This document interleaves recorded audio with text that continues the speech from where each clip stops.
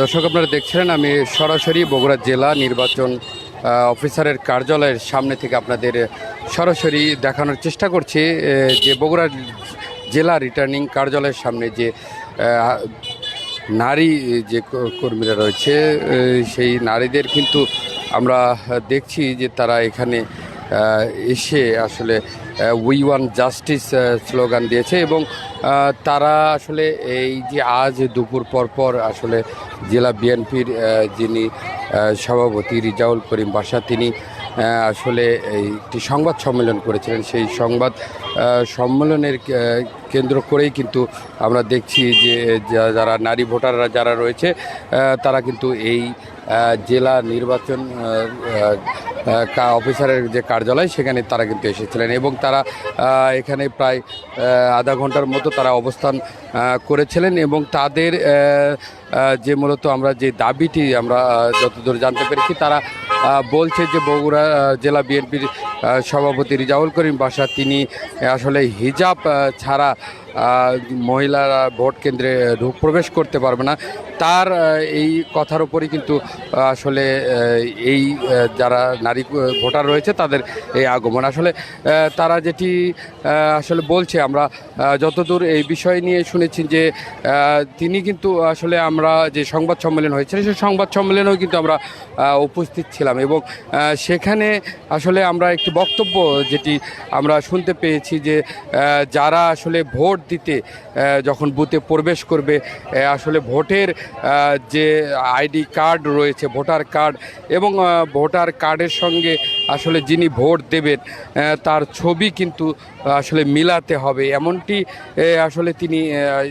বক্তব্য দিয়েছিলেন। আসলে তার বক্তব্যের পরপরই কিন্তু আমরা দেখছি যে এই যে তাদের নারীদের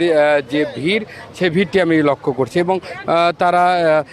এখানে কিন্তু এসেছিলেন এবং এসে তারা নির্বাচন জেলা নির্বাচন অফিসারের সঙ্গে কথা বলেছেন এবং তারা বলছেন যে তাদের যে ভোট কেন্দ্রে যাওয়ার যে নিশ্চিত এবং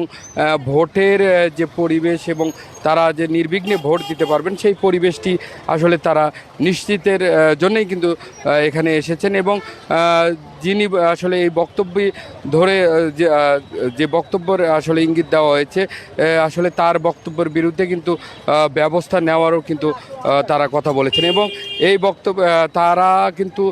যখন নির্বাচন কার্যালয়ের অফিসারের সঙ্গে তারা যখন কথা বলেছে তিনি তাদেরকে আসলে আশ্বস্ত করেছেন এবং তাদের কাছ থেকে কিন্তু একটি লিখিত অভিযোগ চেয়েছেন এবং সঙ্গে তার যে বক্তব্যর যে ভিডিও রেকর্ড সেটিও কিন্তু তারা চেয়েছেন এবং যার ফলে কিন্তু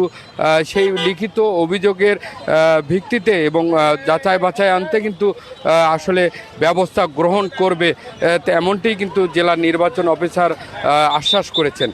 আসলে এই তাদের যে এই যে আশ্বস্ত হওয়ার পর কিন্তু তারা এখান থেকে ফিরে গিয়ে যাচ্ছেন এবং তারা আসলে এই যে দাবি তাদের যে এই দাবিগুলো যখন পেশ করেছেন পেশ করার শেষে কিন্তু তারা চলে গিয়েছেন এবং আমরা দেখছি যে এর বর্তমান যে আমার ক্যামেরার সামনে যেটি দেখছেন যে আমরা দেখছি যে আসলে বিএনপির যে নেতাকর্মীরা তারাও কিন্তু ইতিমধ্যেই কিন্তু এই জায়গা নির্বাচন কার্যালয়ের সামনেই কিন্তু তারা এসেছেন। আসলে বর্তমান পরিস্থিতি যদি আপনাদের জানাতে চাই তারা কিন্তু এই যে আশ্বস্ত পাওয়ার পর কিন্তু তারা এখান থেকে বেরিয়ে গিয়েছেন এবং যে তাদের যে দাবি সেই দাবিটি জেলা নির্বাচন অফিসারের কাছে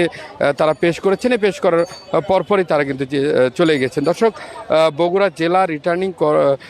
জেলা নির্বাচন অফিসারের কার্যালয়ের সামনে থেকে এটি ছিল আমার কাছে সর্বশেষ।